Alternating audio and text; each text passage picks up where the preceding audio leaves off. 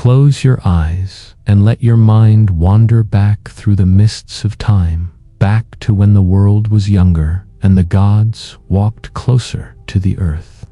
Imagine yourself drifting through thousands of years, past empires that rose and fell like waves on an ancient shore, past the birth of writing and the first cities that gleamed like jewels in the desert.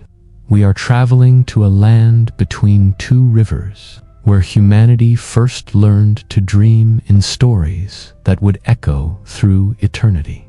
If you find peace in these ancient tales, consider staying with us as we journey deeper into the forgotten realms of myth and legend. Let the soft cadence of these timeless stories carry you into whatever rest or reflection you seek tonight. Natural transition into the ancient world, beneath the cradle of civilization. In the beginning, there was the land between the rivers. Mesopotamia, they would call it in later times, from the Greek words meaning between rivers. But long before Greek scholars gave it that name, this fertile crescent cradled the very first dreams of civilization. Here, where the Tigris and Euphrates carved their eternal paths through golden plains, humanity learned to plant seeds not just in soil, but in the imagination. Picture this primordial landscape as twilight falls across the ancient world. The rivers flow like liquid starlight, carrying silt and stories in equal measure. Along their banks, the first cities rise like mirages made real. Ur and Uruk, Babylon and Nineveh, their ziggurats reaching toward heaven like prayers carved in stone.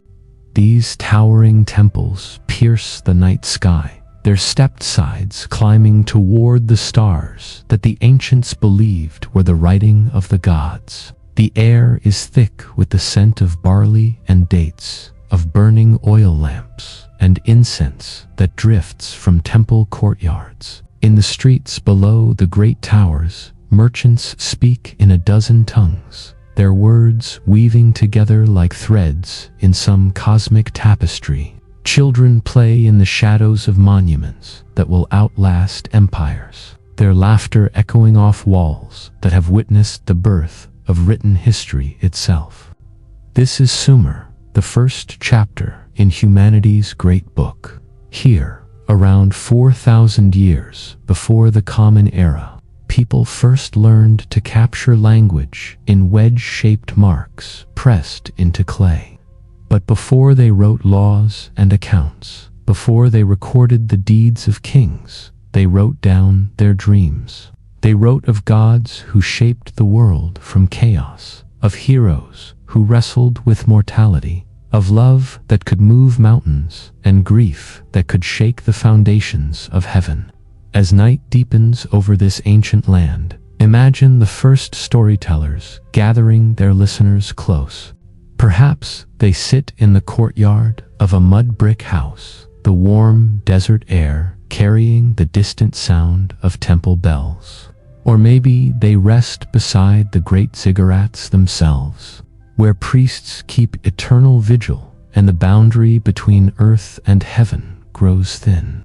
The storyteller's voice is low and musical, weaving tales that their own grandparents heard and their grandparents before them, stretching back through generations to the very dawn of memory. These were not just stories to pass the time.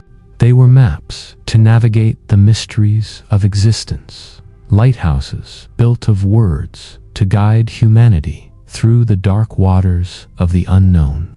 In a world where the forces of nature seemed impossibly vast and often hostile, where floods could destroy everything a community had built and droughts could turn fertile fields to dust, these myths provided both explanation and comfort. They whispered that behind the chaos there was meaning. Behind the seemingly random cruelty of the world, there was purpose, even if that purpose remained as mysterious as the gods themselves. Watch now as the Sumerian cities give way to Akkadian conquest, as Sargon the Great builds the first empire the world has ever known. See how the myths adapt and grow, absorbing new voices while keeping their ancient heart intact. The stories that began in Sumerian temples will be retold in Akkadian palaces, will echo through Babylonian courts and Assyrian libraries. They will travel on merchant ships and in the memories of conquering armies, spreading like seeds on the wind until they take root in Greek poetry and Hebrew scripture, in Roman histories and Persian tales. But tonight, in this moment between waking and sleep, we return to their source. We settle into the rhythm of the first voices that dared to ask why the world exists, why we suffer and love and die, why the stars wheel overhead in their eternal dance. In the gentle darkness of your imagination, let yourself become one of those first listeners, sitting in the warm sand, while above you the ziggurat rises like a mountain made by human hands, its peak lost among the stars that the ancients called the writing of heaven. In the beginning, when the gods shaped the world, before there was earth or sky, before the sun learned to rise or the moon to wane, there was only the vast and infinite water. Not the water we know, contained in rivers and seas, but something far more primal and strange. The sweet waters of Apsu, male and ancient beyond measure, and the salt waters of Tiamat, female and fierce, the mother of all things. They mingled in the darkness that was not yet darkness, because light had not yet been born to give it meaning. In this primordial embrace, there was perfect silence, perfect stillness. No wind stirred the waters, because there was nothing for wind to move. No waves broke against shores, because shores did not exist.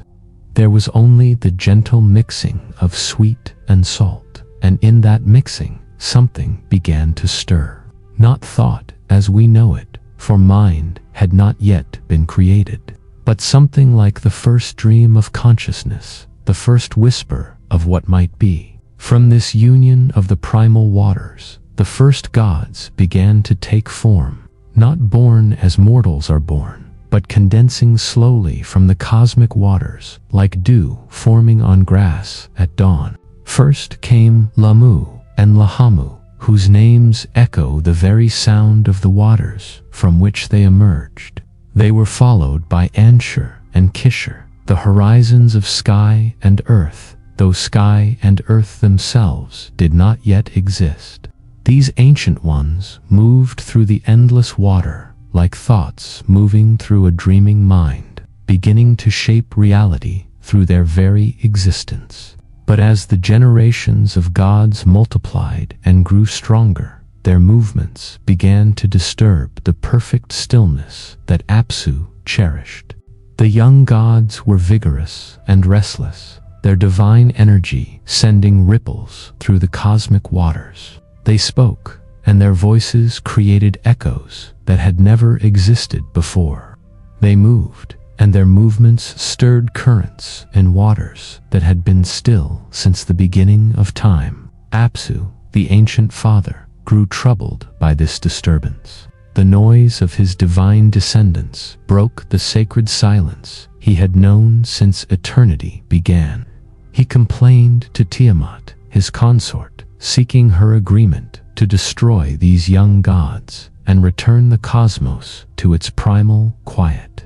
But Tiamat, though she was equally ancient, felt the maternal pull toward their divine offspring. She refused to join in their destruction, and in that refusal, the first conflict was born. When the younger gods learned of Apsu's plan, fear moved through them like a cold current. But among them stood one whose wisdom exceeded his years, Ea, also called Enki, the god of fresh water and wisdom. With cunning born of desperation, Ea spoke words of power over the sleeping Apsu, binding him in enchanted slumber and then taking his life, claiming his domain as his own. Where Apsu had been, Ea built his dwelling, and there he took a wife and fathered a son. That son would be called Marduk, and he would be mighty beyond all who came before him. When Marduk was born, the earth trembled with potential. For eyes he had, that he might see in all directions, and for ears to hear every whisper of the cosmos. When he opened his lips, fire sprang forth, and his limbs were fashioned perfectly for both creation and destruction. The older gods looked upon him with wonder and fear, sensing that in this child lay the power to reshape everything they knew. But Tiamat, grief-stricken by the death of her consort, Apsu, began to change. Her maternal love curdled into rage, and she resolved to avenge her fallen husband by destroying all the younger gods. She created an army of monsters, the likes of which have never been seen since. Serpents with poison instead of blood, dragons whose roar could shatter mountains, storm demons whose wings could blot out stars. At their head, she placed Kingu, her new consort, and around his neck she hung the tablets of destiny, granting him authority over the fate of all things. The young gods despaired when they learned of Tiamat's terrible preparations. One by one, they tried to face her, but her monstrous children and the weight of her primordial power drove them back. It seemed that chaos would reclaim the cosmos, that the brief experiment of consciousness would end before it had truly begun. Then Marduk stood forth, young and blazing with power. He would face Tiamat, he declared, but only if the gods would name him their king and grant him supreme authority over all creation. In their desperate relief, the gods agreed, and the first kingship among the divine was established not through inheritance, but through the promise of salvation. The battle between Marduk and Tiamat was like nothing that had ever been or would ever be again. She came against him in the form of a dragon, vast as a hurricane, her jaws wide enough to swallow mountains. But Marduk caught the winds in a net and drove them down her throat, inflating her body until she could not move. Then with his great club he struck her down, and from her body he fashioned the cosmos as we know it. From Tiamat's eyes he made the Tigris and Euphrates flow. From her breasts he formed the mountains, and from her saliva the clouds that bring rain. Her ribs became the pillars that hold up the sky, and her tail he twisted into the Milky Way that stretches across our night sky like a river of stars. In this act of cosmic sacrifice, destruction became creation, and chaos was transformed into order. But Marduk was not finished. From the blood of Kingu, Tiamat's defeated general, he created humanity, that mortals might serve the gods and maintain the temples where divine presence dwells. This was not cruelty but necessity, for the cosmos required conscious beings to appreciate its beauty, to offer prayers and sacrifices, to keep the delicate balance between order and chaos through their reverence and their stories. Thus, the world was born from conflict and shaped by wisdom, created through violence but sustained by love. The ancient Mesopotamians understood that creation and destruction are not opposites but partners in an eternal dance, that from every ending comes a new beginning, and that even the gods must struggle to maintain the order they have made. As you listen to this ancient wisdom, let it remind you that your own struggles are part of this same cosmic pattern. Every challenge you face, every loss that breaks your heart, every moment when chaos seems to threaten the order of your life, these too are part of the great story that began when Marduk first raised his club against the dragon of chaos and chose to make something beautiful from something terrible. Inanna, queen of heaven and earth.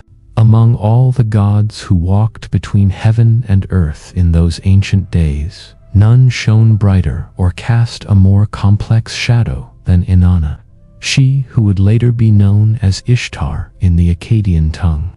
She was the goddess of love and war, of fertility and destruction, of the morning star that heralds dawn and the evening star that guides lovers to their meetings in the dark. To speak her name was to invoke power that could create kingdoms or reduce them to ash, that could fill hearts with overwhelming passion or leave them empty as wind-scoured valleys. Picture her as the ancients did, beautiful beyond mortal comprehension, terrible beyond mortal endurance. She wore the cosmic powers like jewelry, each divine attribute, a gem upon her brow or a golden band upon her wrists. Her eyes held both the gentleness of spring rain and the fury of lightning, and when she walked, the very earth beneath her feet burst into bloom or cracked with drought, depending on her mood and the season of her heart.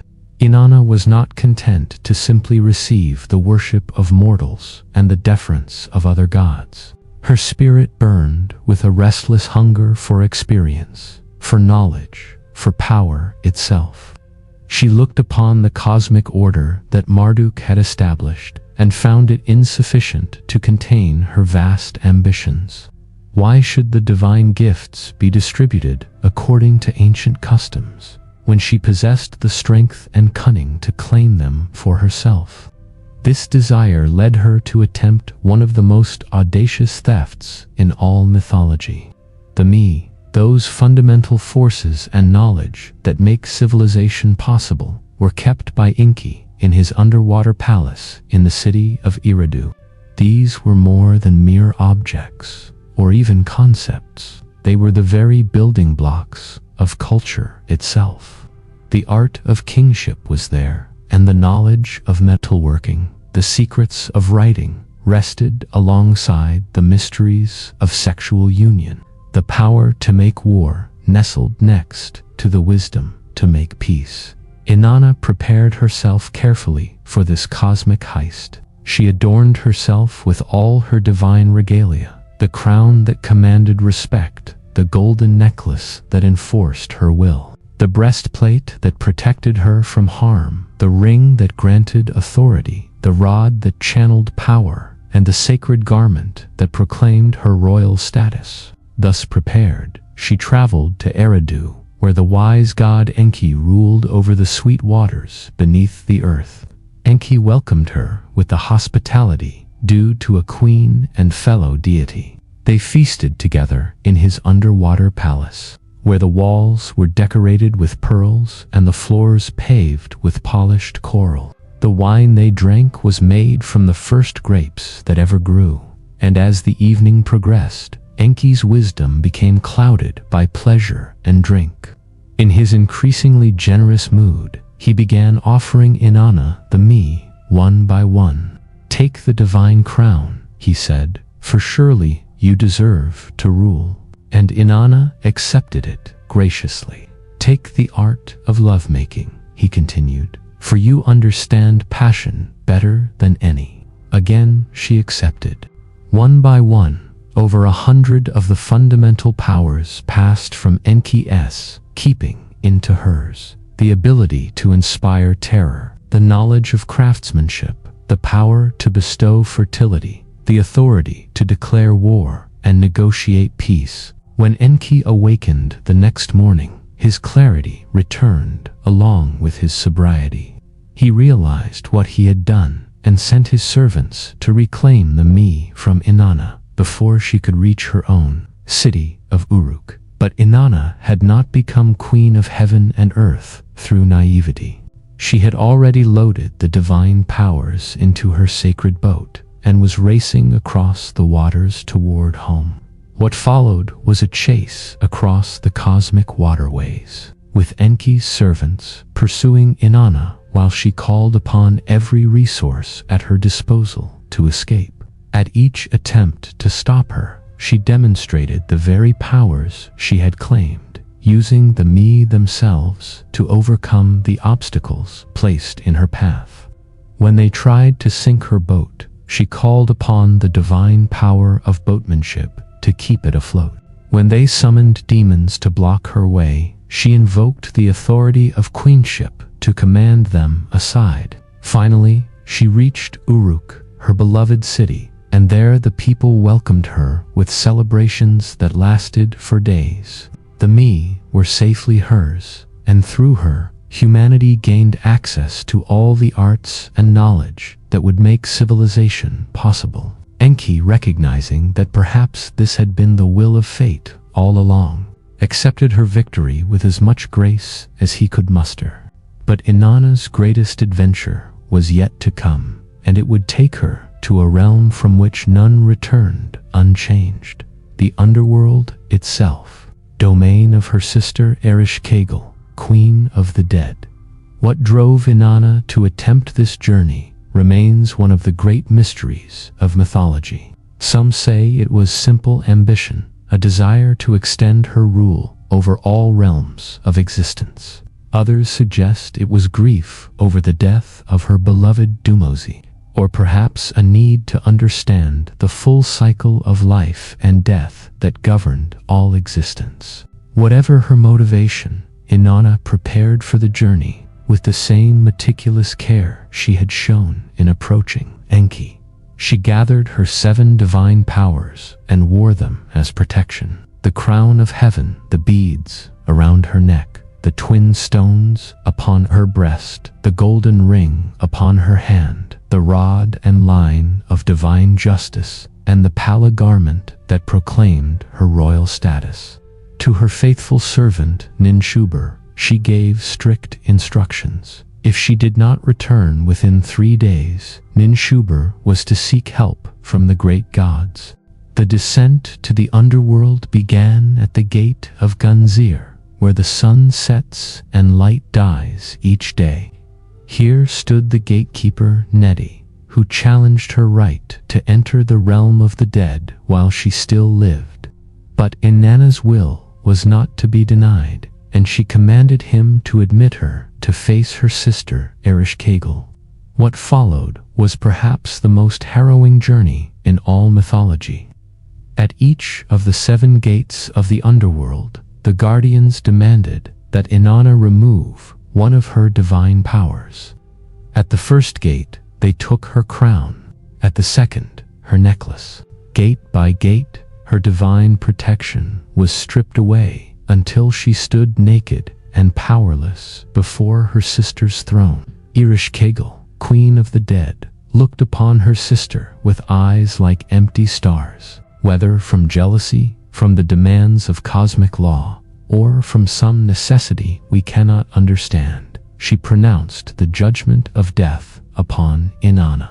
The Queen of Heaven and Earth was struck down and hung upon a hook like a piece of meat, and there her corpse remained for 3 days and 3 nights. But Ninshubur had not forgotten her instructions. When her mistress failed to return, she went to the gods, seeking aid.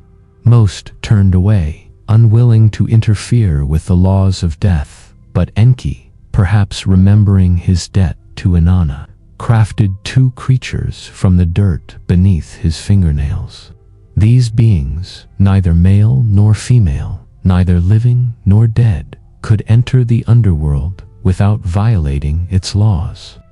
They found Ereshkigal in the midst of labor, giving birth in pain and isolation. With compassion born of their liminal nature, they offered her comfort, and in gratitude, she granted them a boon. They asked for Inanna's corpse, and reluctantly, Ereshkigal agreed. They sprinkled the water of life and the food of life upon the body, and Inanna arose, restored to power and beauty. But the underworld's laws demanded a substitute. Someone must take Inanna's place in the realm of the dead, and the demons who accompanied her back to the surface would not be denied. They passed by Ninshubur, who had mourned faithfully, and by the other gods who had shown proper sorrow at Inanna's death. But when they came to Dumuzi, Inanna's beloved, they found him sitting upon her throne, dressed in fine robes apparently unmoved by her absence. In that moment, perhaps Inanna understood something about love and power, about grief and betrayal, that all her divine wisdom had not taught her before. She looked upon Dumuzi with eyes that blazed like dying stars, and spoke the words that condemned him to take her place in the underworld. Yet, even in her anger, her love remained, and she decreed that he would spend only half the year among the dead, returning each spring to bring renewal to the world. Thus was established one of the great cycles that govern existence, the eternal dance between life and death, growth and decay, presence and absence. Through Inanna's journey, the ancients understood that even love must encounter its shadow, that even the mightiest must face the reality of limitation and loss, and that from every death, new life eventually springs. In the quiet hours of the night, when you feel the weight of your own struggles with love and loss, with power and powerlessness, remember Inanna's journey. Remember that she, who was queen of heaven and earth, still had to descend into darkness to understand the full scope of existence, and that her return was made possible not by her own strength alone, but by the loyalty of friends and the compassion of unlikely allies. Gilgamesh, king of Uruk. In the ancient city of Uruk, where the walls rose like mountains from the desert floor, and the temples pierced the sky with their sacred peaks, there ruled a king whose name would echo through all the ages that followed. Gilgamesh was his name, and he was 2/3 divine, 1/3 mortal, a being caught between the realm of the gods and the world of humanity. Blessed with superhuman strength, and cursed with a human heart that would one day break upon the shores of mortality. Picture him in his youth, this king who would become the greatest hero of the ancient world, tall as a cedar tree, strong as a bull of heaven, beautiful as the morning star that rises before dawn. His hair fell in dark waves to his shoulders, and his eyes held depths like sacred pools that reflected both the wisdom of the divine and the restless hunger of mortal ambition. When he walked through the streets of his city, the very stones seemed to acknowledge his presence, and when he spoke, his voice carried the authority of one who had been chosen by the gods themselves to rule. But power without wisdom is like a great fire without boundaries. It consumes everything in its path, including that which it was meant to protect. Young Gilgamesh ruled with the arrogance of one who had never met his equal, the carelessness of one who had never known defeat. He demanded the first night with every bride, claimed the strongest young men for his building projects, whether they were willing or not, and treated his subjects as pawns in whatever grand design currently occupied his restless mind. The people of Uruk groaned under his tyranny, though they dared not speak their complaints aloud. Instead, they turned their faces toward heaven and offered prayers to the gods, begging for relief from their glorious but oppressive king. Day and night, their prayers rose like incense from the city, carrying the weight of their suffering to the divine realm where the great gods held council. The gods heard these prayers and were moved to compassion, but they faced a dilemma that required the greatest wisdom to resolve. Gilgamesh was their chosen king, blessed with divine power and destined for greatness. They could not simply destroy him without undoing their own grand design. Yet neither could they ignore the suffering of innocent people whose only crime was to live under his rule. In their divine council, the gods conceived a solution both elegant and profound. They would create a companion for Gilgamesh, one who could match his strength and challenge his spirit. This being would serve as both opponent and friend, a mirror in which the king might see his own nature reflected and transformed. The goddess Aruru, who had helped shape humanity from clay, was chosen for this sacred task. She took clay from the wilderness, far from any city or town, and mixed it with water that had never touched human lips. Into this mixture she breathed not just life, but something wilder and more primal, the spirit of the untamed world, the essence of creatures who had never bowed to human will. When her work was complete, there stood Enkidu, a being covered with hair like a lion's mane, strong as a mountain, innocent as the dawn of the world. Enkidu knew nothing of cities or kings, of laws or customs. He ran with the gazelles across the endless steppes, drank from streams alongside wild cattle, and slept under stars that knew him as brother to all creatures that had never been tamed. His strength was the strength of the earth itself, pure and uncomplicated by the desires and fears that drove civilized beings to such complex sorrows. For years he lived this way, free and wild, until the day a hunter encountered him at a watering hole and fled in terror to report what he had seen.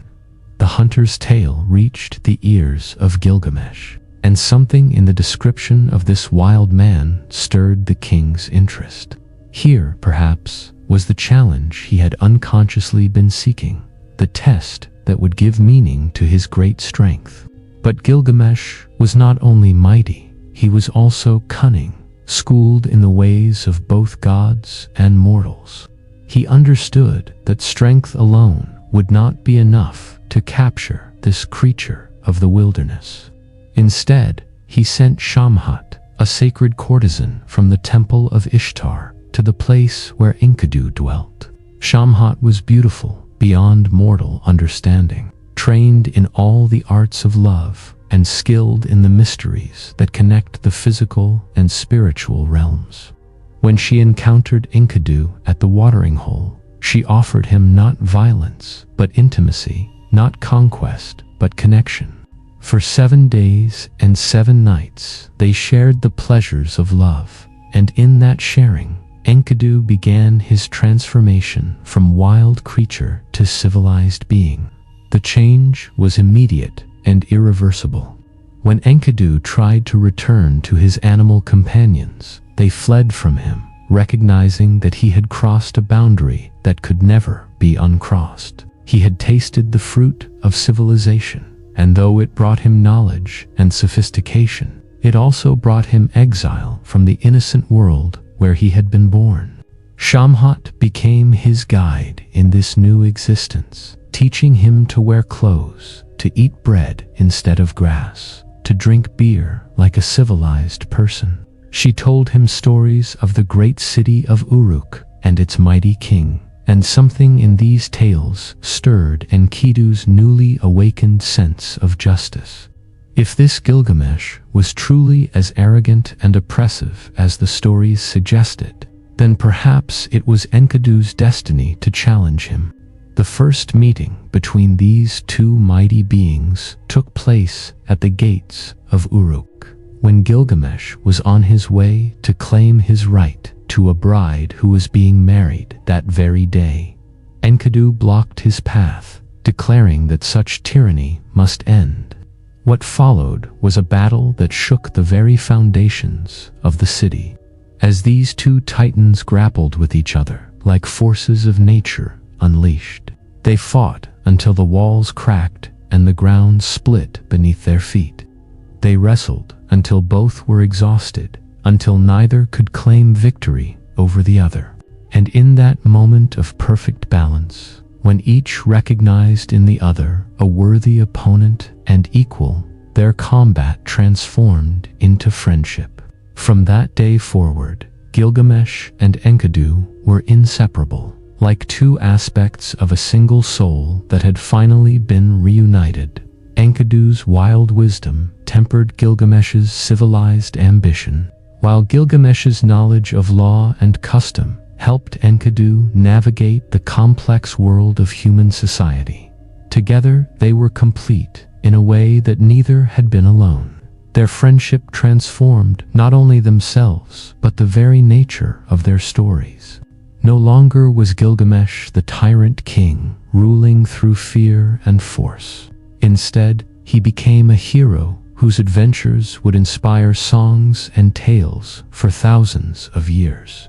With Enkidu at his side, he faced monsters that threatened both gods and mortals, traveled to the ends of the earth in search of glory and knowledge, and learned lessons about courage, loyalty, and the precious nature of mortal life.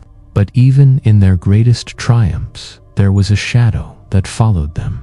The shadow of mortality that touched Enkidu, though it seemed distant from Gilgamesh. For while the king was 2/3 divine and might hope to escape the common fate of humanity, Enkidu had been made from clay and breath, as mortal as any human despite his great strength. This shadow would eventually fall across their perfect friendship, but for now, in these golden days of their adventures together, they stood as the ultimate example of what mortals might achieve when they unite strength with wisdom, courage with compassion, individual power with loyal friendship. In them, the ancient world saw its highest aspirations made manifest, and in their bond, found hope that even the greatest challenges could be overcome when faced together. The death of Enkidu and the quest for immortality. There came a time when the gods looked down upon the friendship of Gilgamesh and Enkidu and saw in it something that troubled their divine hearts. These two mighty beings had grown too bold, too confident in their combined strength. They had slain the guardian of the cedar forest. They had killed the bull of heaven sent by the goddess Ishtar herself. And in their victories, they had begun to challenge the very order that separated mortal from divine. In the cosmic council, where the great gods weighed the fates of all beings, a somber judgment was pronounced. One of the two friends must die, as punishment for their hubris, and as a reminder that even the mightiest mortals remained subject to divine will. And because Enkidu had been created by the gods, while Gilgamesh had been born of divine blood, because Enkidu was fully mortal, while Gilgamesh possessed the spark of eternity, the choice fell upon the wild man who had become civilized through love. The death that came to Enkidu was not the swift doom of battle, which both friends would have welcomed, but something far more cruel. A slow wasting illness that crept through his body like winter creeping across the land. Day by day, the strength drained from his mighty limbs. Night by night, fever burned away the vitality that had once made him brother to lions and match for kings. Gilgamesh sat beside his friend's bed, watching helplessly as the one person who had ever been his equal slipped away into shadow. He who had commanded armies and toppled monsters found himself powerless before this gentlest and most inexorable of enemies. All his divine strength, all his royal authority, all his accumulated wisdom, none of it could slow the progression of Enkidu's illness or ease his passage toward whatever realm awaited beyond the boundaries of life. In his delirium, Enkidu spoke of dreams that terrified him. Visions of the underworld where all mortals must eventually go. A realm of dust and darkness where even the mightiest heroes were reduced to shadows, feeding on clay. He saw himself clothed in feathers like a bird, led away by grim figures whose faces held no mercy or recognition.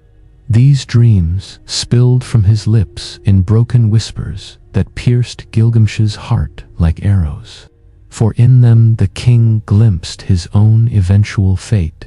When the end finally came, It arrived with the quiet finality of a candle flame guttering out in still air.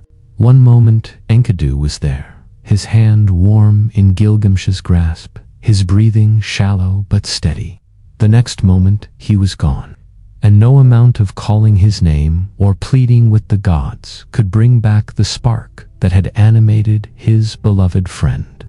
Gilgamesh's grief was like a great river breaking through its banks, overwhelming everything in its path. He covered Enkidu's body with precious linens and filled the tomb with weapons and treasure, as if material wealth could somehow ease the journey to the land of the dead. He called upon all the craftsmen in Uruk to create a golden statue of his friend, hoping that art might preserve what life could not. But nothing could touch the emptiness that had opened in his heart, the hollow ache where Enkidu's presence had been. For 7 days and 7 nights, Gilgamesh sat beside the body, refusing to allow it to be buried, as if his vigil could somehow call back the spirit that had fled. He spoke to the corpse as if it could still hear him, begging it to rise, to speak, to return to the world of the living through sheer force of will. Only when he saw a worm crawling from Enkidu's nostril did the final reality strike him. His friend was truly gone, reduced to the same corruption that awaited all flesh. But Enkidu's death had awakened in Gilgamesh a terror that was perhaps even greater than his grief. If Enkidu could die, Enkidu who was strong as a mountain and noble as a lion, then what protection did Gilgamesh's own divine blood offer against the same fate? The knowledge of his own mortality, which had always been abstract and distant, suddenly became as real and present as his own heartbeat. He began to feel death stalking him like a hunter tracking wounded prey. In every shadow he saw its approach. In every sunset he witnessed its victory over light. In every withered leaf he recognized a preview of his own decay. The very thought of following Enkidu into that dusty realm of shadows filled him with such revulsion that he could neither eat nor sleep nor find peace in any corner of his kingdom. It was then that Gilgamesh remembered the stories he had heard in childhood, tales of one mortal man who had escaped the common fate of humanity. Utnapishtim was his name, the survivor of the great flood, he who had been granted immortality by the gods as reward for preserving life during the cosmic deluge. If such a gift had been granted once, might it not be granted again to one who sought it with sufficient determination? Without ceremony or preparation, Gilgamesh abandoned his throne and his city, setting out on a journey that would take him to the very edges of the world. He traveled through wilderness where no roads existed, across mountains that scraped the belly of the sky, through valleys where the sun never shone and creatures unknown to civilization made their homes. The journey transformed him as surely as grief had marked him. His royal robes became tattered and stained. His carefully groomed beard grew wild and matted. His hands became rough with labor and scarred by thorns. He who had been the epitome of civilized kingship became something closer to the wild man that Enkidu had been in the beginning, desperate, driven, reduced to the most elemental human needs and fears. At the edge of the world, he encountered the tavern keeper, Siduri, who looked upon this wild figure with mixture of fear and pity. When she learned who he was and what he sought, she spoke words that carried the weight of ancient wisdom. Gilgamesh, why do you wander? The life you seek, you will never find. When the gods created humanity, they kept immortality for themselves and gave death to mortals. Fill your belly with good food, day and night, be merry. Each day make celebration, day and night dance and play. Let your clothes be fresh, wash your head and bathe. Cherish the little child that holds your hand, and make your wife happy in your embrace, for this too is the lot of mortals." But Gilgamesh was beyond such comfort. His grief had become a fire that consumed all lesser concerns. His fear of death, a wind that drove him forward regardless of wisdom or warning. He pressed on, crossing the waters of death itself with the aid of Urshanabi, the boatman, until at last he stood before Utnapishtim in the place where mortals were not meant to go. The immortal survivor looked upon Gilgamesh with eyes that had seen the world drowned and reborn. And in his gaze was something that might have been compassion mixed with the terrible patience of one who had outlived his own age. He told Gilgamesh the story of the flood, of how he had saved life itself by building a great ark, and how the gods had rewarded him with eternal life. But he also made clear that such gifts were not given twice, that Gilgamesh's mortality was not a curse to be lifted, but a condition to be accepted. Yet, seeing the depth of the king's anguish, Utnapishtim offered him a test. If Gilgamesh could stay awake for 7 days and 7 nights, proving his mastery over the small death of sleep, then perhaps he might prove worthy of conquering the great death that awaited all mortals. But exhausted by his long journey and broken by his grief, Gilgamesh fell asleep almost immediately, and his failure was marked by the bread that Utnapishtim's wife baked each day, 7 loaves in varying stages of decay, a monument to mortal weakness. In pity for the failed hero, Utnapishtim revealed one final secret before sending him away. At the bottom of the cosmic ocean grew a plant that could restore youth to whoever consumed it. It would not grant immortality, but it would allow a person to live their life over again, to reclaim the vitality that age had stolen.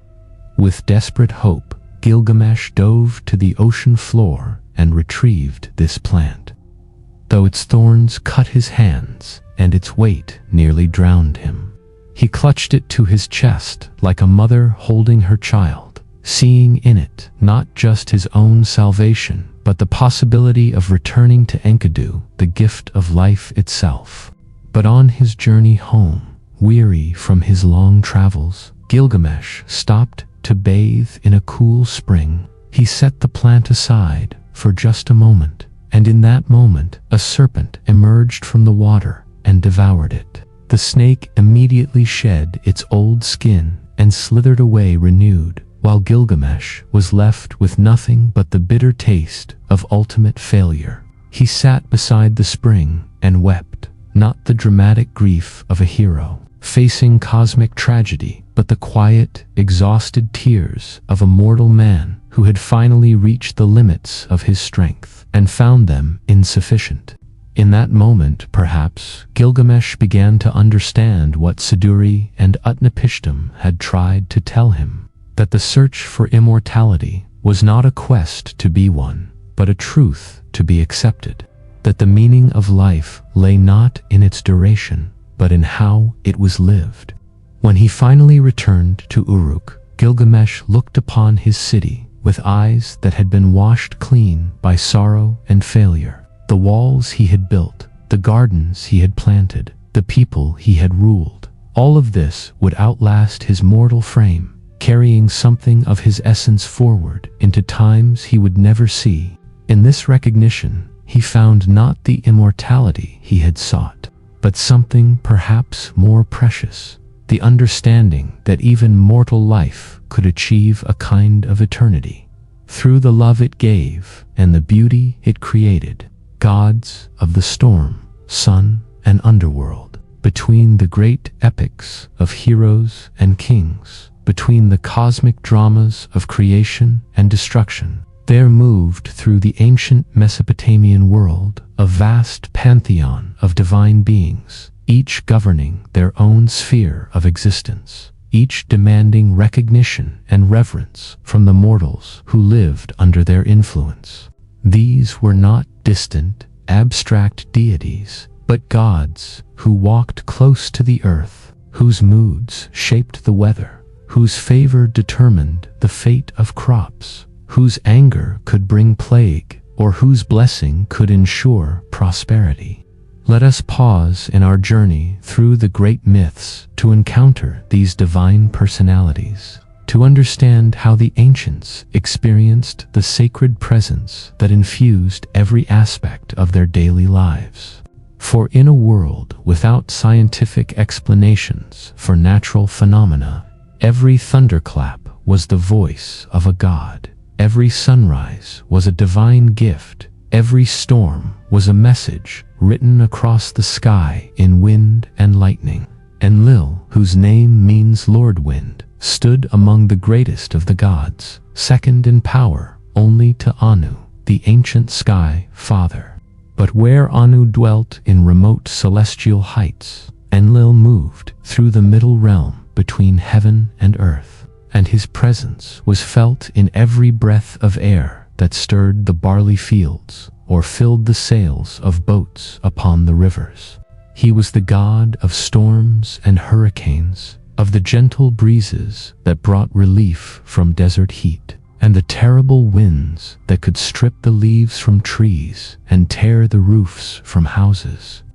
Picture Enlil in his terrible majesty, a being whose breath was the wind itself, whose voice was thunder rolling across the sky, whose footsteps were the earthquakes that could topple the mightiest ziggurats. When he spoke in anger, lightning danced between his fingers, and when he laughed, the sound was like wind chimes singing in a gentle breeze.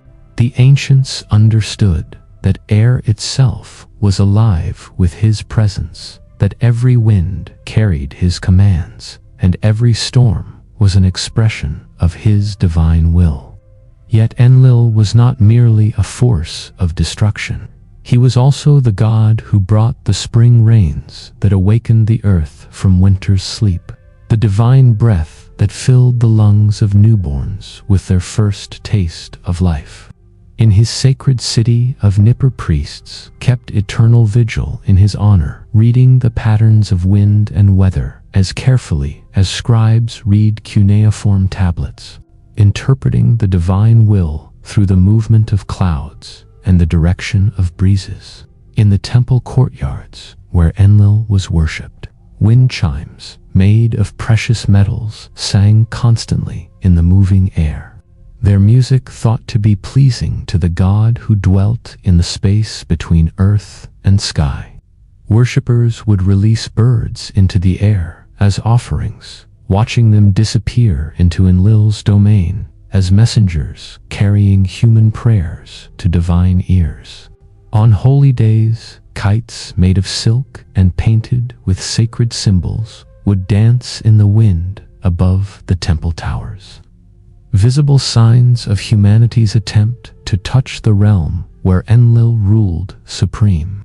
While Enlil governed the air and all its moods, another deity claimed dominion over the cosmic force that made life itself possible.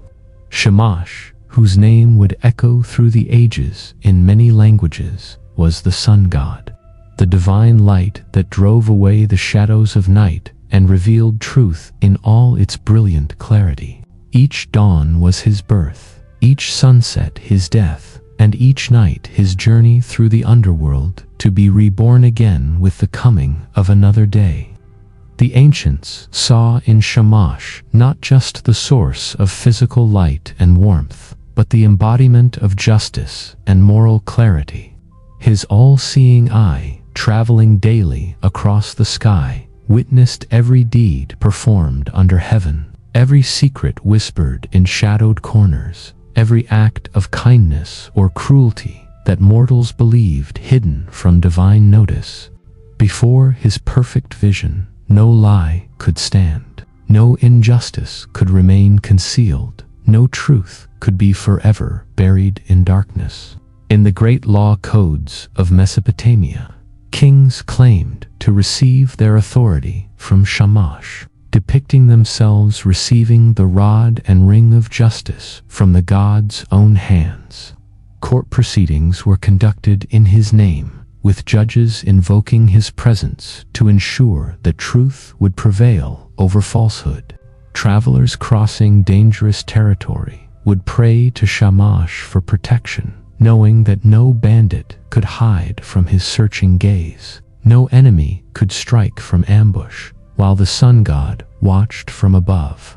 The worship of Shamash was conducted both in magnificent temples that caught and reflected his light, and in simple household shrines where ordinary people would offer prayers each morning as the sun rose above the horizon.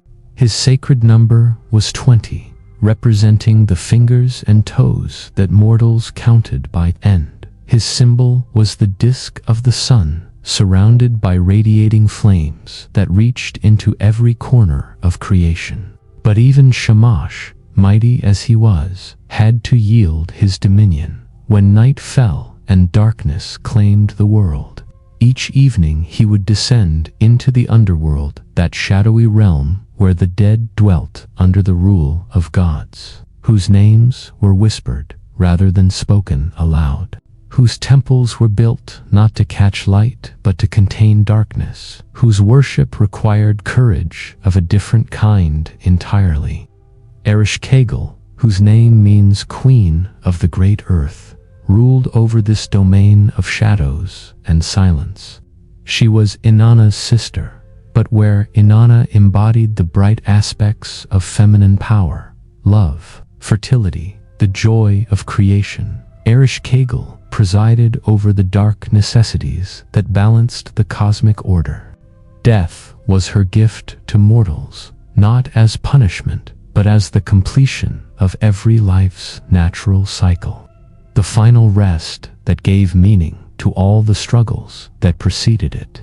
The underworld she governed was not a place of punishment in the later Christian sense, but rather a shadowy reflection of earthly existence. Here the dead continued a dim version of the lives they had known above, sustained by offerings from their living descendants, their existence dependent on being remembered and honored by those they had left behind. Kings still ruled, but over subjects as insubstantial as smoke. Warriors still carried weapons, but weapons that could harm no one. Lovers still met, but embraces that could offer no warmth. Ereshkigal herself was depicted as a figure of terrible beauty, her hair dark as the space between stars, her eyes like deep wells that reflected no light. She sat upon a throne carved from a single enormous pearl, surrounded by the judges of the dead who weighed the deeds of each soul that appeared before them. In her hand she held the tablets on which the fates of mortals were written, and her word was final in all matters concerning death and what lay beyond. The worship of underworld deities required special rituals, conducted in underground chambers or in temples built partially below ground level. Offerings were poured into holes in the earth, libations of beer and wine that would seep down to nourish the thirsty dead. Black sheep were sacrificed on moonless nights, their blood offered to the gods who ruled over darkness. Priests who served these deities often lived lives of voluntary isolation, spending their days in meditation on the mysteries of death and their nights in communion with spirits that most mortals feared to encounter. Yet for all their fearsome aspects, these underworld gods were not evil in the way later traditions would understand evil. They were necessary components of the cosmic order, the dark partners without which the light gods could not function. Just as fields must lie fallow to restore their fertility, just as sleep must follow waking to restore the body's strength, so death must follow life to complete the great cycle that kept the universe in balance. Together, these gods, Enlil of the storm, Shamash of the sun, Ereshkigal of the underworld, formed a divine trinity that governed the most fundamental aspects of existence. air, light, and the quiet darkness of rest, the breath of life, the illumination of truth, and the peace of final sleep. In their worship, the ancient Mesopotamians found ways to honor not just the pleasant aspects of existence, but the difficult truths that made life precious precisely because it was finite, meaningful precisely because it was bounded by mystery. As you rest in the quiet hours of the night, perhaps you can feel something of what those ancient worshippers experienced. The sense of living in a world where every natural force was alive, with divine presence, where every breath of wind carried messages from the gods, where every sunrise was a gift freely given, and every peaceful sleep was a small taste of the eternal rest that awaited all mortals at the end of their journey.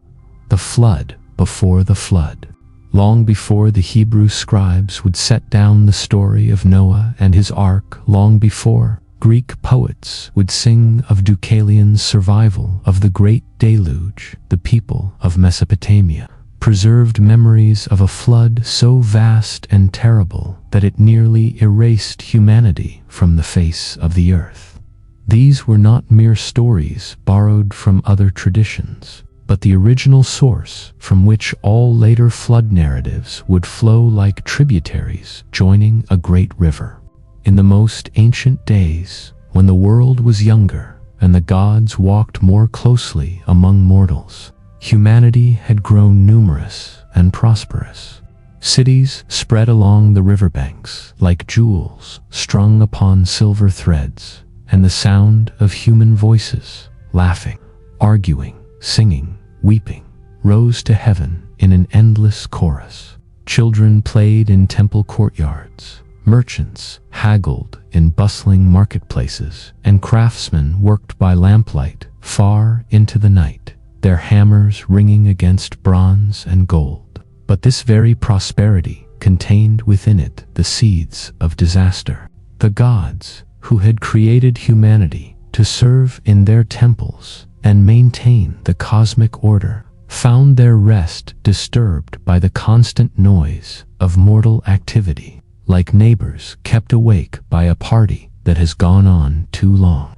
They began to grow irritated by the endless babble of human conversation, the clatter of construction, the din of daily life that never seemed to cease. Among the gods, it was Enlil, lord of the storm winds, who most strongly felt this irritation. His domain was the space between earth and sky, and every sound that mortals made traveled through his realm. The crying of babies, the shouting of arguments, the laughter of lovers, all of it rose to assault his divine ears with its chaotic cacophony. Where once he had appreciated the prayers and hymns that mortals offered, now he heard only noise, endless and exhausting noise. In the divine council, Enlil raised his voice in complaint. Humanity had become too numerous, too noisy, too disruptive of the peace that should rightfully reign in the cosmos. Something must be done to reduce their numbers and restore quiet to the world. At first, he tried gentler measures, plagues that would thin the population, droughts that would force them to migrate to less crowded lands. But humanity proved remarkably resilient, recovering from each setback and growing even more numerous than before. Finally, Enlil's patience reached its limit. If humanity would not voluntarily reduce their numbers and their noise, then the gods would do it for them. He proposed the ultimate solution, a flood so vast and complete that it would wash the earth clean of human presence, returning the world to the pristine silence it had known before mortals learned to speak. Most of the gods agreed to this drastic plan, swearing mighty oaths to keep it secret from humanity, so that none might escape the coming destruction.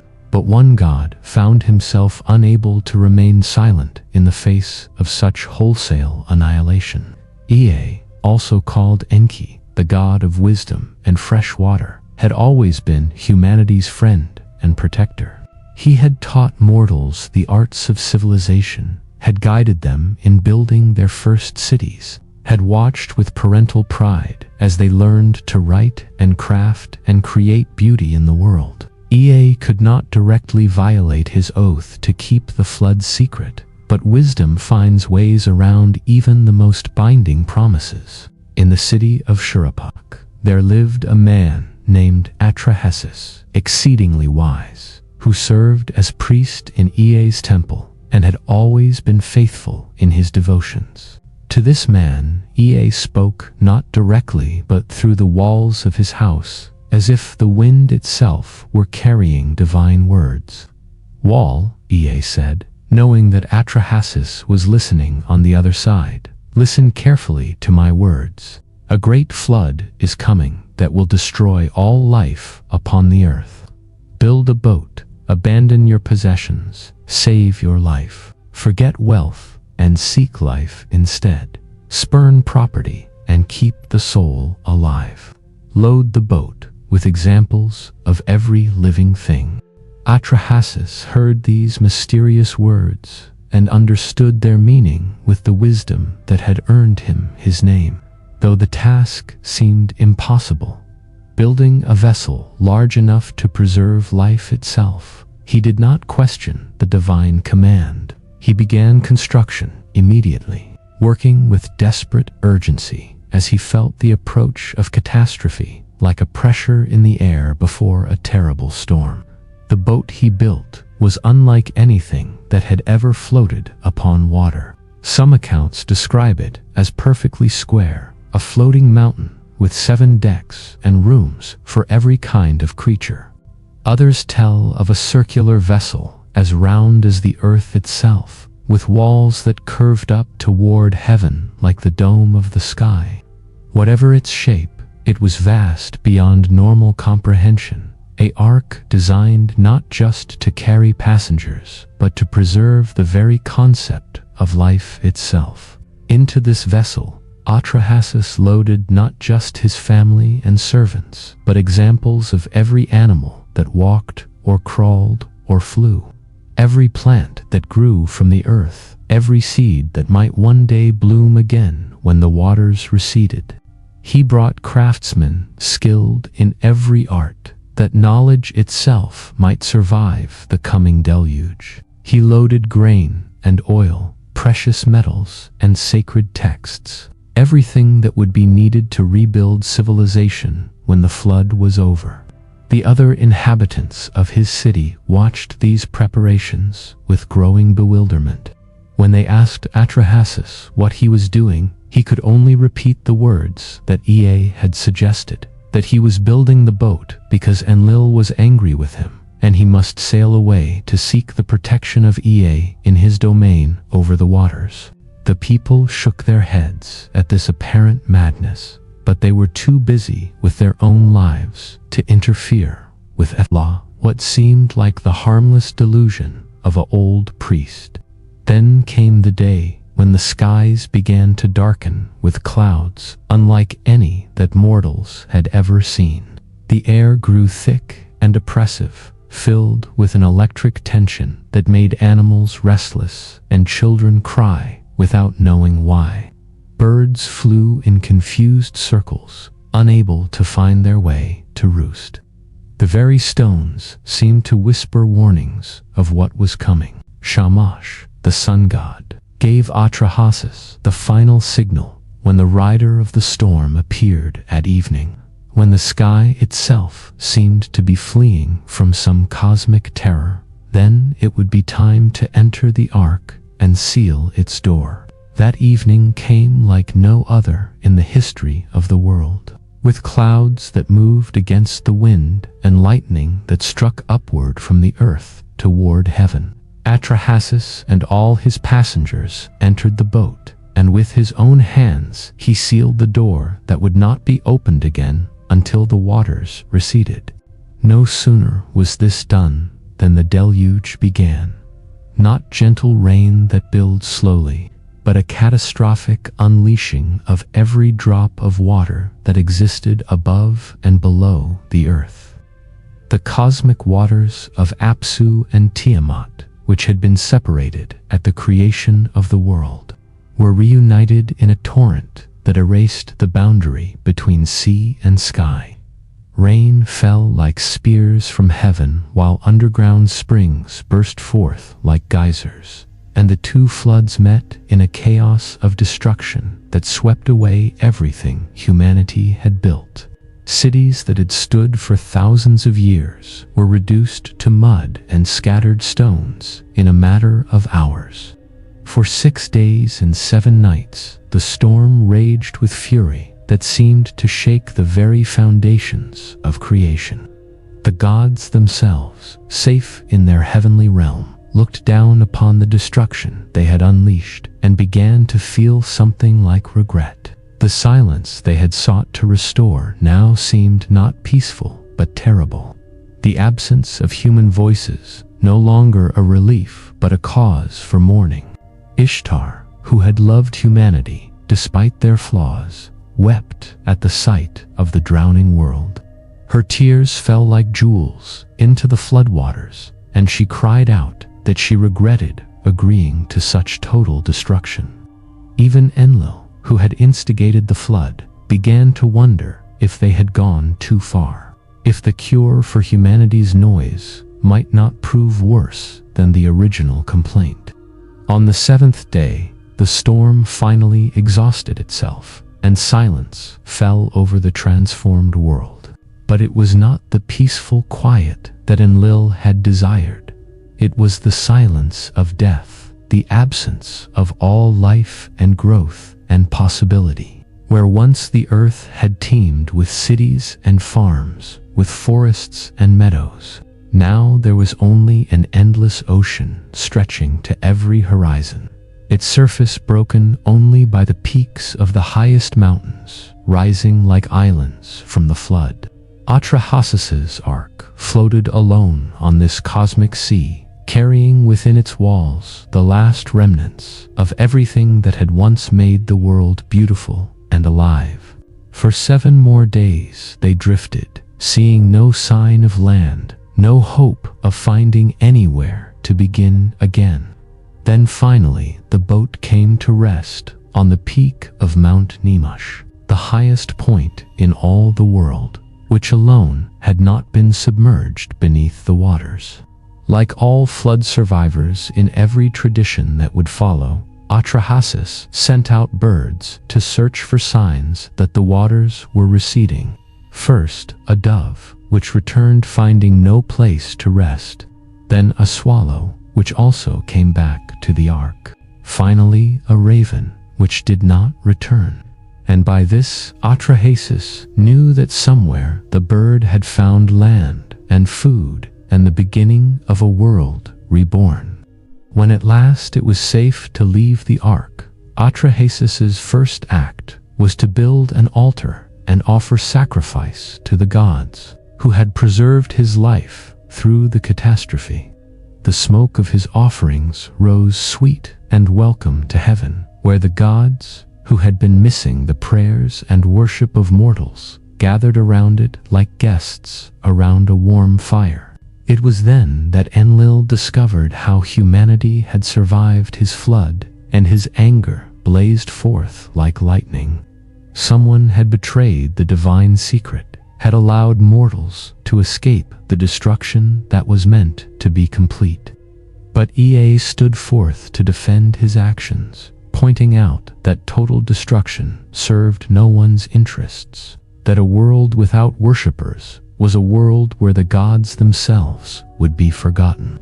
In the end, a new covenant was established between gods and mortals. Humanity would be allowed to multiply again, but measures would be put in place to prevent their numbers and their noise from growing beyond acceptable bounds. Some humans would be consecrated as priests and priestesses who would never bear children. Others would be claimed by demons or diseases that would limit their fertility. And always there would be the natural boundaries of war and famine and age to keep human population within reasonable limits. As for Atrahasis himself, the gods granted him and his wife the gift of immortality, not as a reward, but as a necessity.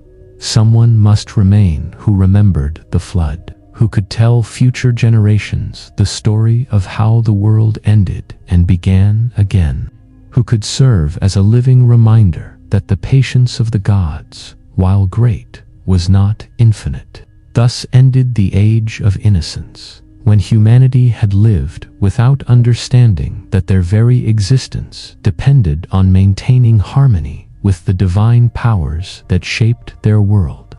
The flood became a memory preserved in story and song, a warning passed down through generations that would echo in the myths of every culture that followed. A reminder that the forces of creation and destruction are separated by boundaries as thin as the walls that hold back the sea. Babylon and the rise of Marduk, as the great river of time flowed onward through the centuries, carrying with it the rise and fall of cities like leaves upon its current. There came a time when the ancient centers of Sumerian power began to fade before the growing might of a new force in Mesopotamia. Babylon, whose very name would become synonymous with power and grandeur, emerged from relative obscurity to claim dominion over the land between the rivers. And with its rise came the elevation of its patron god to supremacy over all the divine powers that had ruled since the dawn of creation. The story of Babylon's ascendance is inseparable from the story of Marduk, the young god who had once defeated the primordial dragon Tiamat to create the ordered cosmos.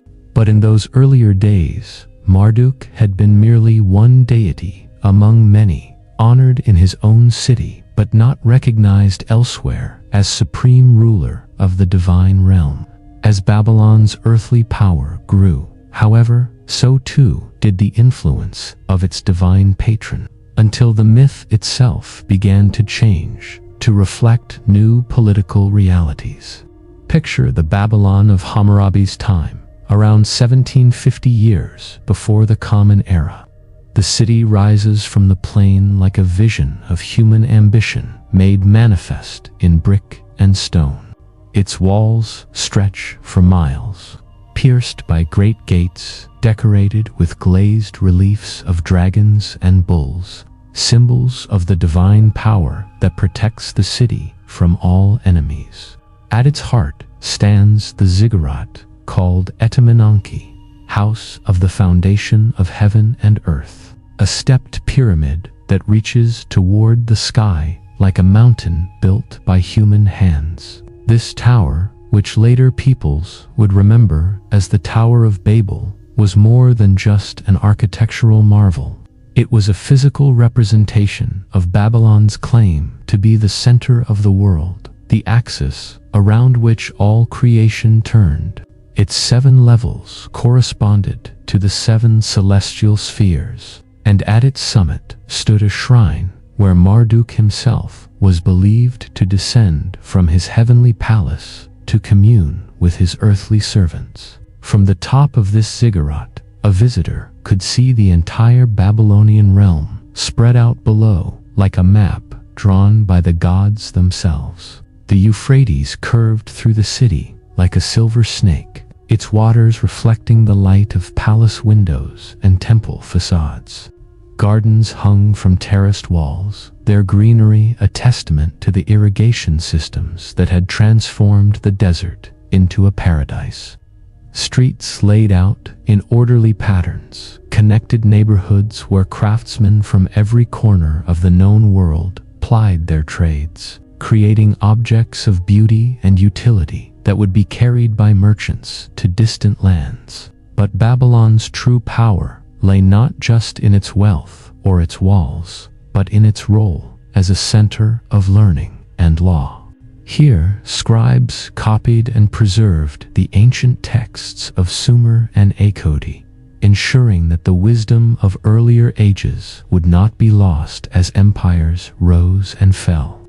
Here, scholars studied the movements of stars and planets, developing mathematical systems that could predict eclipses and chart the passage of seasons.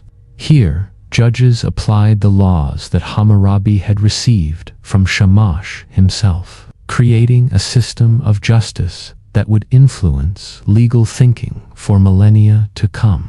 It was in this context of growing earthly power that the priests of Marduk began to reshape the ancient myths to reflect their city's new status, where older versions of the creation story had featured Enlil or other gods as supreme rulers of the divine council. New versions placed Marduk at the center of cosmic authority.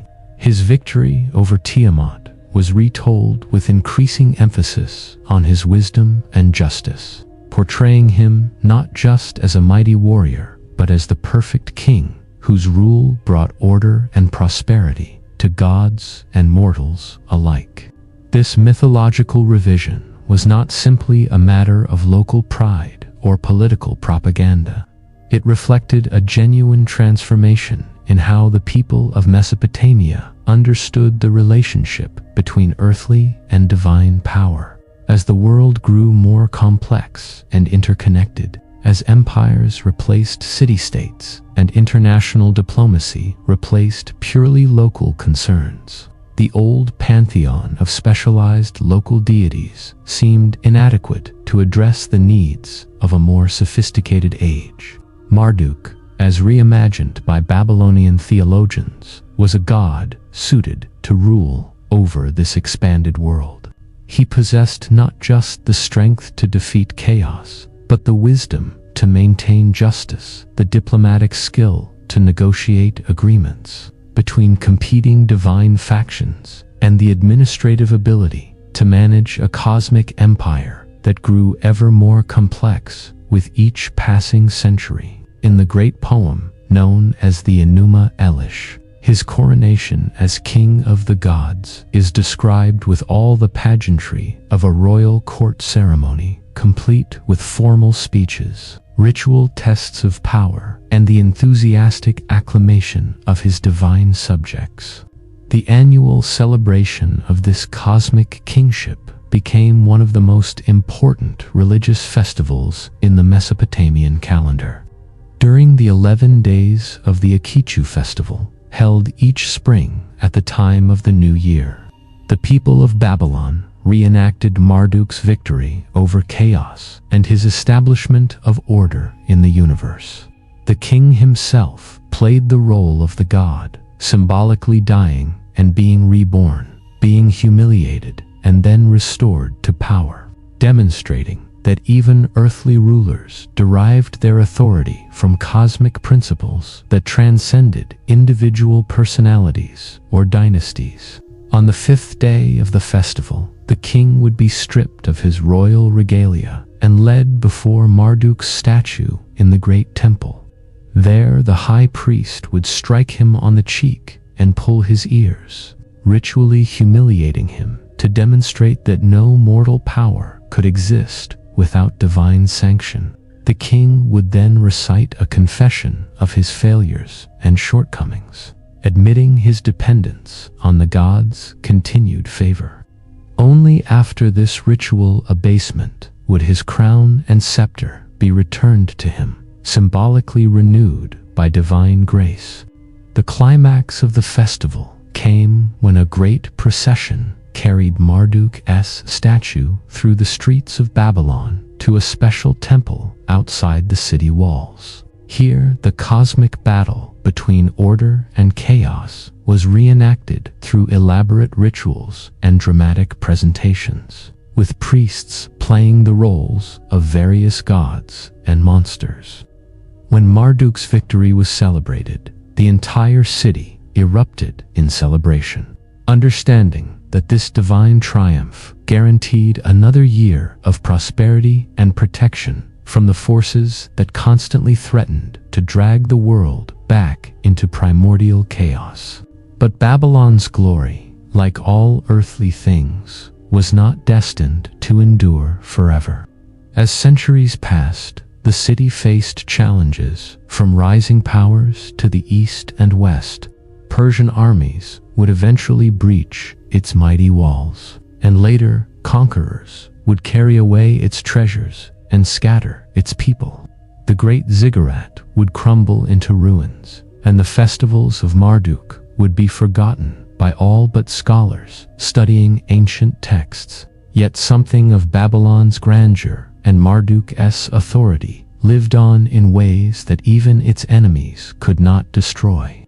The very concept of universal empire, of a single power ruling over diverse peoples through a combination of military might and administrative efficiency, would be adopted by Persians and Greeks and Romans, and eventually by every great power that followed. The idea that earthly kingdoms derived their legitimacy from cosmic principles, that rulers were accountable to divine justice for their treatment of their subjects, would echo through religious and political thinking for thousands of years. In the quiet moments before sleep, when the noise of our modern world begins to fade and the mind turns toward deeper questions we might remember Babylon in its glory days, and ask ourselves what lessons its rise and fall might teach us. In our own age of global empires and international law of cities that stretch beyond the horizon and technologies that seem to rival the powers of the gods themselves, are we so different from those ancient Babylonians who thought their civilization would endure forever? Perhaps the greatest legacy of Babylon and its god Marduk lies not in their temporary domination over the ancient world, but in their demonstration that human beings are capable of creating order from chaos, beauty from brutality, wisdom from ignorance, and hope from despair. The ziggurats may have fallen, but the aspiration they represented, the desire to build something worthy of the gods, something that connects earth to heaven, continues to drive human creativity and ambition in every age. Night songs of rituals and hymns. In the quiet hours, when the ancient world settled into sleep, when the last merchant had closed his stall and the final temple lamp had been trimmed low, a different kind of activity began in the sacred places of Mesopotamia. This was the time for the most intimate communication between human and divine, when priests and priestesses would offer the prayers and hymns that sustained the cosmic order through the vulnerable darkness of night. Imagine yourself walking through the temple districts of Babylon, or you're in these sacred hours. The great public ceremonies of the day have ended. The crowds have dispersed to their homes, and only the initiated remain to tend the eternal flames and speak the words that must never cease. Soft chanting drifts from doorways where oil lamps cast dancing shadows on walls covered with cuneiform inscriptions. Incense burns in small braziers, its sweet smoke carrying mortal prayers toward the realm where gods dwell in splendor beyond human imagination. These night rituals were not mere formalities or empty repetitions of ancient formulas. They were understood to be essential maintenance of the universe itself, like the constant care required to keep a great machine running smoothly. Just as the temple lamps needed oil to burn through the night, just as the sacred fires required regular feeding with wood and incense, so the cosmic order required the continuous attention of human voices raised in praise and supplication. Listen now to one of the hymns that might have been sung in honor of Inanna during these midnight hours. Its words preserved on clay tablets that have survived 4,000 years to bring us this gift of ancient devotion. Lady of all the divine powers, resplendent light, righteous woman, clothed in radiance, beloved of heaven and earth, Hierogel of Anu, you wear great ornaments. You desire the crown of the high priestess, which is fitting. You hold the 7 divine powers in your hand. My lady, you are the guardian of all greatness. You have lifted up the divine powers. You have tied them to your hand. You have gathered up the divine powers. You have clasped them to your breast. The rhythm of such hymns was designed to match the natural breathing of the human body, allowing the worshipper to enter a meditative state where the boundary between self and divine became permeable. As the words were repeated over and over, their meaning dissolved into pure sound, pure intention, until the singer became a conduit through which divine presence could flow into the mortal world. Different gods required different approaches in these night rituals. For Enlil, lord of the storm winds, prayers were often whispered rather than sung, imitating the soft susurrus of air moving through reed beds or the gentle sigh of wind in palm fronds.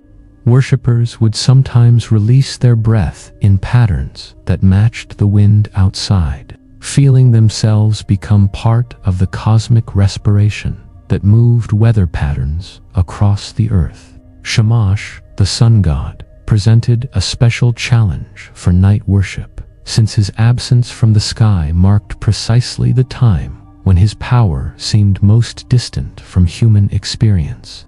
Yet the priests who served him understood that his journey through the underworld was no less important than his daily passage across the heavens. They would light special lamps at midnight, creating artificial sunrise in the depths of his temples, and sing hymns that welcomed him back from his nightly battle with the forces of darkness. O Shamash, at your rising, the gods of the land assemble. Your terrible radiance covers the land. Of all the lands of varied tongue, you know their plans. You scan their way. All mankind bows down to you. All the universe longs for your light. For the gods of the underworld, the night rituals took on an even more solemn character. These were prayers that required courage to speak, for they addressed powers that most mortals preferred not to think about too deeply. Yet they were necessary prayers, for death was as much a part of the cosmic order as life, and the gods who ruled over it deserved recognition and respect. Ereshkigal, queen of the underworld, was honored with libations poured into holes in the temple floor, offerings that would seep down through the earth to reach her shadowy realm. The hymns sung in her honor often took the form of lullabies, acknowledging her role as the one who granted final rest to all who were weary from their earthly struggles. Queen Ereshkigal, your decree is weighty, your words are holy. In heaven, your command is supreme. On earth, your words are weighty. In the temple of the abyss, your word is law. Where no one returns, your judgment is final. But perhaps the most moving of all the night rituals were those designed to comfort the gods themselves, acknowledging that even divine beings could experience loneliness, sadness, and the need for companionship in the dark hours. These prayers treated the gods not as distant, impassible rulers, but as beings capable of feeling. Entities who could be homesick for their original homes, who might grieve for worshippers who had died, who could experience the melancholy that comes to all conscious beings when they contemplate the passage of time and the impermanence of all things. One such hymn, addressed to the moon god Nannosin, speaks with tender intimacy of the loneliness that might afflict a deity whose job it was to travel alone through the night sky. When you rise, O new moon, when you rise, pure crown, when you rise, Nana, when you rise, pure crown adorning the sky, when you rise from the horizon like a warrior, the stars will hide from you. your horns gleam in the twilight. Father Nana, how long will you stand in the sky? These night songs served multiple purposes in ancient Mesopotamian society. For the priests and priestesses who sang them, they were both professional duty and personal devotion, ways of maintaining the cosmic order while also nurturing their own spiritual development. For the ordinary people who sometimes heard them drifting from temple courtyards, they were reminders that even in sleep, even in the most vulnerable hours of night, they were protected by divine attention and care. But perhaps most importantly, these nocturnal rituals served to weave the human community into the larger fabric of existence. By maintaining continuous prayer and praise throughout the day and night cycles, by ensuring that no hour passed without some human voice raised in recognition of divine presence, the ancient Mesopotamians created a kind of temporal temple, a structure made not of stone and wood, but of sound and intention and faithfulness. In our own age, when electric lights have banished much of the darkness that once made night feel like a different world entirely, when recorded music and digital devices fill the quiet hours that our ancestors devoted to contemplation and prayer, we might benefit from remembering these ancient practices, not necessarily to recreate them exactly as they were, but to understand what they represented. The recognition that consciousness itself is a sacred gift, that attention is a form of worship, and that the quality of our inner lives affects not just ourselves, but the entire web of existence of which we are part. As you prepare for sleep tonight, perhaps you might experiment with creating your own quiet ritual, your own moment of gratitude for the day that has passed and hope for the day to come. It need not involve ancient gods or elaborate formulas. Even a few moments of conscious breathing, a simple acknowledgement of the mystery and beauty of existence, can serve as a bridge between the ancient wisdom of night songs and the eternal human need to feel connected to something larger than ourselves. Echoes across time. As our journey through the mythic landscape of ancient Mesopotamia draws toward its close, we find ourselves standing at the edge of a vast plain where the past meets the present, where stories that began in the shadow of ziggurats continue to resonate in the imagination of the modern world. The gods of Sumer and Babylon may no longer receive offerings in their temples, the Cuneiform. Script may no longer be used to record daily transactions or royal decrees, but the myths that emerged from this cradle of civilization have never truly died. They have instead transformed themselves, like water changing its shape to fit whatever vessel contains it, while retaining their essential nature through every alteration.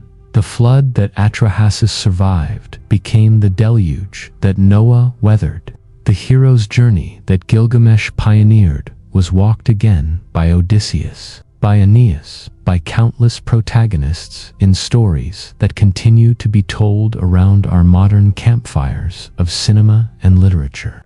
Consider how the themes that first emerged in these ancient tales continue to drive the narratives that captivate us today. The quest for immortality that consumed Gilgamesh after Enkidu's death echoes in every story about characters who refuse to accept the limitations of mortality. From Dr. Frankenstein's attempts to conquer death to the endless superhero narratives, where beings of extraordinary power grapple with what it means to be both more and less than human. Inanna's descent into the underworld established a template for transformation through ordeal that appears in countless variations across world literature. Every story of a protagonist who must journey into darkness, whether literal or metaphorical, in order to emerge renewed and enlightened, traces its ancestry back to that first divine queen who gave up her power piece by piece as she descended through the 7 gates of death, only to return transformed by her encounter with ultimate mystery. The creation myth of Marduk's victory over Tiamat resonates in every narrative about the triumph of order over chaos, of civilization over wilderness, of conscious will over unconscious force. From Star Wars to Lord of the Rings, from classical mythology to modern fantasy, the pattern remains remarkably consistent. A young hero must face an ancient evil, often with the help of wise mentors and loyal companions, in order to establish or restore a just and peaceful order. But the influence of Mesopotamian mythology extends far beyond the realm of storytelling, into the very foundations of how we organize our societies and understand our place in the cosmos. The concept of written law, which Hammurabi claimed to have received from the gods themselves, established a precedent for legal systems that derive their authority from principles higher than mere human preference or temporary political power. The idea that rulers are accountable to divine justice for their treatment of their subjects became a cornerstone of political philosophy that continues to shape our thinking about government and citizenship. The Mesopotamian understanding of the relationship between individual and community, between mortal aspiration and cosmic order, provided a framework for thinking about ethics and meaning that remains relevant today. Their myths suggested that human beings exist not as isolated individuals pursuing purely personal goals, but as participants in a larger story whose meaning transcends any single lifetime. This perspective offers an alternative to both the ancient fatalism that denies human agency and the modern individualism that ignores our interconnectedness with each other and with the natural world. Even our modern scientific understanding of the universe contains echoes of these primordial insights. The Big Bang Theory, which describes the emergence of an ordered cosmos from an initial state of chaos and undifferentiation, bears striking resemblances to the ancient myth of Marduk creating heaven and earth from the body of Tiamat. The recognition that consciousness and intelligence emerge from and remain dependent upon physical processes that preceded them by billions of years parallels the mythic understanding that gods and mortals alike arise from and return to the primal waters of Apsu and Tiamat. Our contemporary struggles with environmental destruction and climate change would not be unfamiliar to people who lived through the regular flooding of the Tigris and Euphrates, who understood their survival to depend on maintaining proper relationships with forces vastly more powerful than human technology or organization. The ancient recognition that prosperity and security require constant attention to balance, that overreach leads inevitably to catastrophe, offers wisdom that our own civilization would benefit from rediscovering. But perhaps the most profound legacy of Mesopotamian mythology lies in its demonstration that human beings are storytelling creatures, that we require narratives to make sense of our experience and find meaning in existence. The myths we have journeyed through tonight were not simply entertainment or even religious doctrine in the narrow sense. They were technologies of meaning-making, ways of organizing experience that allowed individuals and communities to navigate the challenges of existence with dignity, purpose, and hope.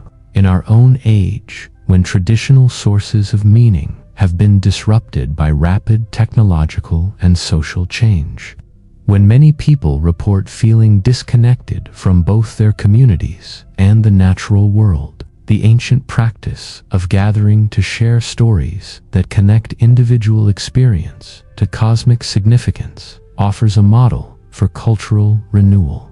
We may no longer believe that Marduk literally defeated Tiamat, or that Inanna actually descended to the underworld, but we can still participate in the deeper truths that these stories embody.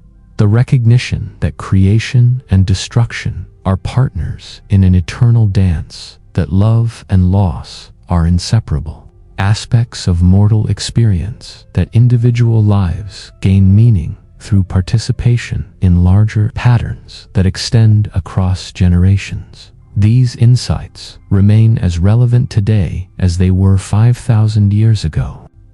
They offer not escape from the difficulties of modern life, but frameworks for understanding those difficulties as part of the human condition, ways of finding significance and even beauty in experiences that might otherwise seem meaningless or overwhelming.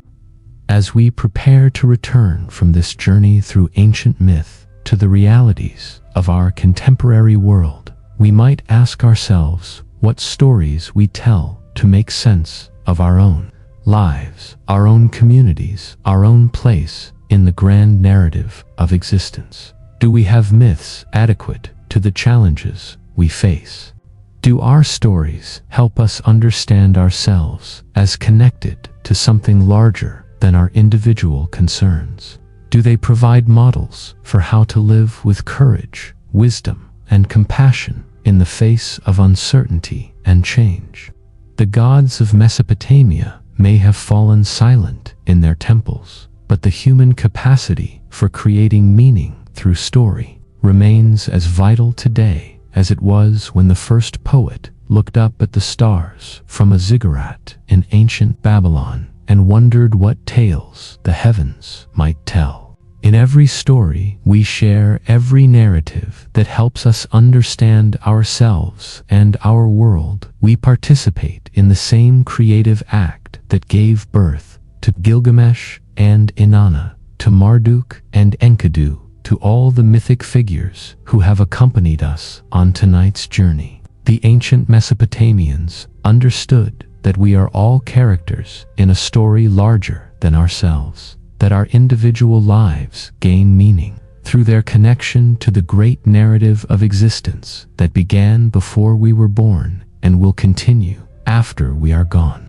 This understanding offers not resignation to fate, but invitation to conscious participation in the ongoing creation of meaning, beauty, and hope in a world that always balances on the edge between order and chaos, between light and darkness, between the known and the unknowable. Let the gentle rhythm of these ancient words carry you now toward whatever rest awaits. Let the stories that have been told by firelight and starlight for thousands of years remind you that you are part of something beautiful and eternal, that your dreams tonight will join the great river of human imagination that has flowed from the earliest cities to this present moment and will continue flowing toward futures we can not yet imagine. In the silence that follows the end of every story, in the space between sleeping and waking,